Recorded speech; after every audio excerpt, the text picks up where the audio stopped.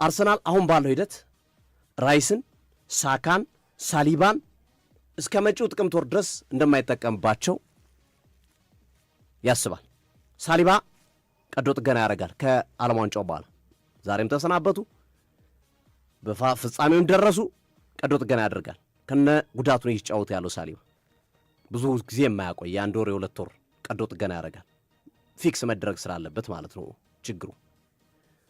ዲክላን ራይስ እያየው ነው ግርሜ፣ በየጨዋታው እየተንፏቀቀ ነው የሚወጣው። ጨዋታው 67 ደቂቃ ሲደርስ ወይ እግሩን ላይ እንትን አድርጎ ይወጣል፣ ወይ ወገቡን አስሮ ይወጣል፣ ወይ ወገቡን ይዞ ይወጣል። ዲክላን ራይስ እንደውም ዛሬ ልምምድ ሳይሰሩ ቀሩ። ዲክላን ራይስ፣ ማርክ ገሂና አንድ ተጫዋች ማን ነበር?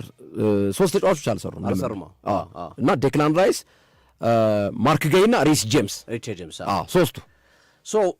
ራይስም አርሰናል ራይስ ላይ እስከ ጥቅምት ወር ድረስ ራይስና ሳሊባ ላይ እስከ ጥቅምት ወር ድረስ አርሰናል እንትን አያደርግም። እርግጠኛ አይደለም ተጫዋቾቹ እንደሚጫወቱ እስከ ጥቅምት ወር ድረስ ማለት። በዚህ ወር ውስጥ ስንት ጨዋታ አለው አርሰናል?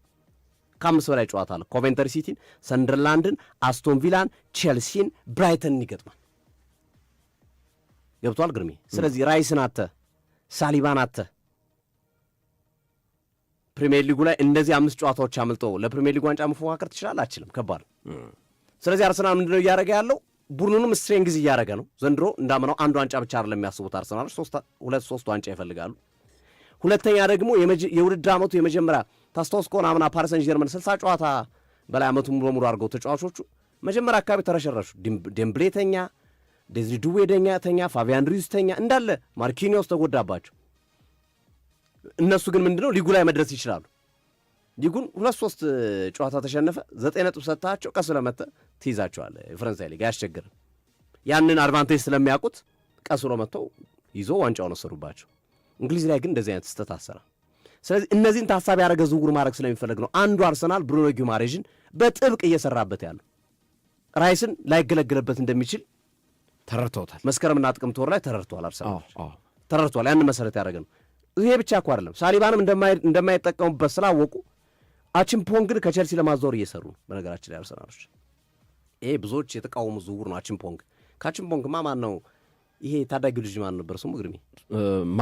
ማሪ ሰለሞን አለ። ለምንድን ነው በቃ ከአቺምፖንግ ማሪ ሰለሞን አለ በሚል የአርሰናል ደጋፊዎች የአቺምፖንግን ዝውውር እየተቃወሙት ነው። ግን ሳሊባን መጠቀም ስራ ኢዝሊ ኮንሳ ነው ጥሩ ዝውውር ከሆነ አንደኛ ቀኝ መስመሩንም ያግዝላል፣ ሁለተኛ የሳሊባንን ቦታ በአግባቡ መሸፈን ይችላል የሚል አቋም ይዟል። ግን ኢዝሊ ኮንሳ ዋጋውን አስቡ በጣም ትልቅ ነው። በዛ ላይ ሞርጋን ሮጀርስንም እየሰሩ ስለሆነ ሁለቱንም ባንዴ ማግኘት እድሉ ለአርሰናል የጠበበ ነው የሚሆነው ከአስቶን ቪላ።